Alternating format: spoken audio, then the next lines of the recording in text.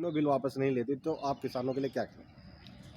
दरअसल क्या है कि रामचरितमानस में गोस्वामी तुलसीदास ने ये साफ शब्दों में लिखा है कि जब प्रभु राम सागर से रास्ता मांग रहे थे और 3 दिन तपस्या किया, 3 दिन प्रार्थना किया और सागर नहीं माना, तो प्रभु ने क्या कहा कि बिना न मानत जलज जड़ गयो 3 दिन बीत, बोले राम सकोप तब भय बिन होत न प्रीत।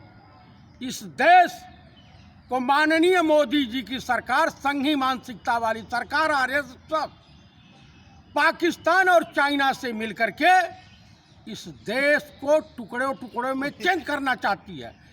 विश्व सूत्रों से ज्ञात हुआ है कि इस आंदोलन को कुचलने के लिए, सेना का सहारा सरकार, सैनिक जो भारतीय सेना के जवानों को बुला लिया है। इनको पुलिस के ऊपर विश्वास नहीं है। जो बॉर्डर पे जितने भी सैनिक हैं वो किसी किसान के ही की औलाद हैं, कोई भाई है, कोई कुछ है, मतलब किसानों से रिलेटेड है, वो किसी उद्योगपति का बच्चा नहीं होता है। तो मैं ये पूछना चाहता हूँ कि क्या जिस तरह से सिख रेजिमेंट ने 1984 में बगावत किया था रामगढ़ रांची से, क्या उसी तरह का माहौल आरएसएस वाले देश में तैयार करना चाहते हैं? या झूठा ये ड्रामा? किसानों की मांग जायज है और सरकार को तीनों बिल वापस लेने में क्या दिक्कत हो रही है? क्या अडानी अंबानी से ज़्यादा बीजेपी और आरएसएस को माल मिल गया है, पैसे कौड़ी मिल गया है? या माननीय प्रधानमंत्री जी भारत के किसानों के प्रधानमंत्री हैं, भारत की जनता के प्रधानमंत्री हैं, या अडानी अंबानी के चौकीदार या चपरासी बन गए कि मालिक का हुक्म ही बजाए जा रहे हैं और देश का शोषण कर रहे हैं, किसानों का शोषण कर रहे हैं, बेरोजगार नौजवानों का शोषण कर रहे हैं? ये कतई बर्दाश्त नहीं है। ये आंदोलन जियो और मरो का है, डू और डाई, करो या मरो का हो गया है।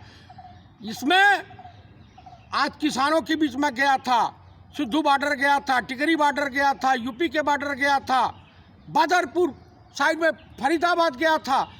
किसान कह रहा है कि इसमें कॉन्ट्रैक्ट फार्मिंग की वजह से, जिस तरह से ब्रिटानिया गवर्नमेंट के ज़माने में नील की खेती होती थी और देश के तमाम किसान छोटे हो या बड़े हों, वो केवल बधुआ मजदूर बन के रह गए थे। इस देश की 70% आबादी किसानों से है और इस देश की 3 से 4% जीडीपी किसान बढ़ाता है।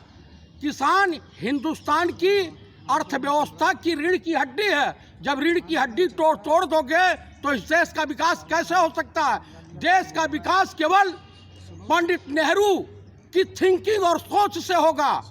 आप पूरे कल कारखाने, रेलवे, बीएसएनएल जितने हैं सब तुम अडानी अंबानी को बेच रहे हो। क्या मतलब है? कल से किसानों ने जियो सिम का बहिष्कार करना शुरू किया है। विश्व सूत्रों से ज्ञात हुआ है कि कम से कम 1 करोड़ सिम को वापस कर दिया है जियो के। अभी घबराए हैं। तमाम रामदेव के सामान का बहिष्कार हो रहा है।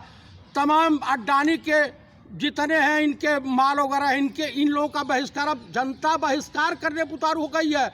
गांधी जी और पंडित नेहरू के विचारों को अपनाते हुए इस देश की जनता, इस देश का किसान, इस देश का नौजवान, इस देश का छात्र सड़कों पे उतरेगा। अपनी अस्मत और अपने देश को बचाने के लिए किसान बॉर्डर पे पूरे दिल्ली को घेरे है। 14 तारीख को पता चल जाएगा मोदी जी को कि कितनी भी सेना लगा लो, कुछ भी लगा लो, लेकिन किसानों की मांग जायज है, इसे वापस कर लो। ये बिल वापस होना चाहिए। अगर बिल नहीं वापस होता है तो किसान आंदोलन समाप्त नहीं होगा। बहुत बढ़िया।